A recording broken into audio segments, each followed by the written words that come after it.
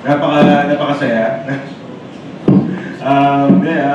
Masaya kasi si Gerald naka-work ko na siya before sa Mang Masen. Si Pepe, nag-meet na kami before. Parang masasabi, hindi pa super close, pero medyo yoga buddies ba ang tawag. So masaya kasi nandun na kagad, and sila rin nagka-work na together. Nandun na yung chemistry, magaan silang natrabaho. Tapos yung pagsulat, hindi ako yung original or yung conceptualize. Concept na ito ay came from BC Amparado. Pero nung nabigay sa akin yung project, nag-co-write na kami sa pinakamasarap na pares. Thank you. And para sa akin, Gerald and Pepe, yung character kasi ni Pepe, I think 24 hours to live daw yung sabi. Kung kayo 24 hours to live na lang, ano yung gusto nyo ma-achieve? Kung dun sa pelikula, paghanap ng pinakamasarap na pares. Ako po, yung gusto ko pong ma-achieve ay makahanap ng gamot para hindi na lang 24 hours yung buhay ko. Perfect. Parang gusto ko rin nun ah. Ako naman baka hindi na para sa akin. Pag alam mo ikaw yung mawawala, ang iisipin mo yung may iwan. So baka kung ano man yung para sa may iwan, yun na lang yun. Hindi ko alam kung ano yun, pero siyempre sa asawa, sa anak, sa magulang. Kasi kung ano yung iiwan mo sa kanila, na huling tulong. Thank you. Salamat.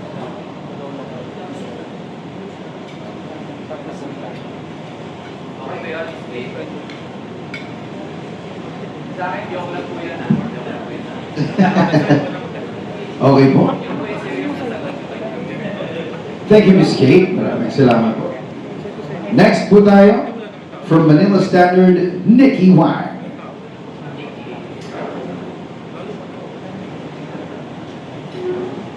First of all, congratulations. Masarap yung mga panis natin dyan. Yes, sabaw lang. Po, ano to eh, Asian noodle soup ang kinakain ko ngayon. Wow. Pero masarap po yung pares yung sa pelikula. Masarap na. Actually, yung pares naman talaga, hindi pwedeng hindi masarap eh. Diba? Siguro ang first question ko kay Direk. Direk, pwede mo bang i-describe sa amin kung ano yung environment sa set having two actors who are known for their committed, talent? Gaano ka parang karayot sa set? Given na po na talagang riot nga yung set. Pero yung environment, very collaborative.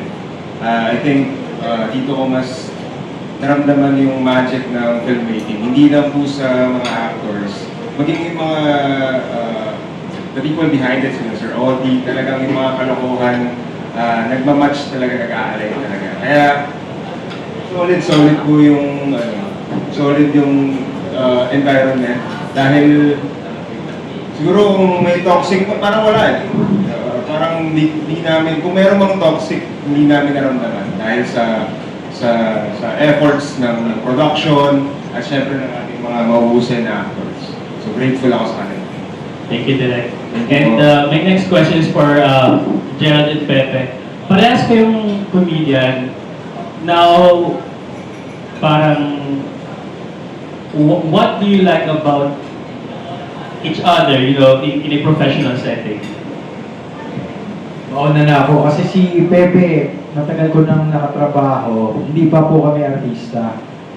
So, ang masubok ko kay Pepe, pag nagtrabaho kami, since we always consider the output, collaborative kami, tsaka willing kaming magtulungan at mag-adjust para sa isa't isa. For example lang, like kung kinakwento, nung Rock of Ages, dahil mas nauna ako sa teatro kay Pepe, some of the notes in terms of characters nanggagaling sa akin, papunta kay Pepe, sa collaboration namin. At since music major si Pepe, yung mga pagiging OC at pagiging detalye sa pagkanta, mas nagpapaturo ako kay Pepe.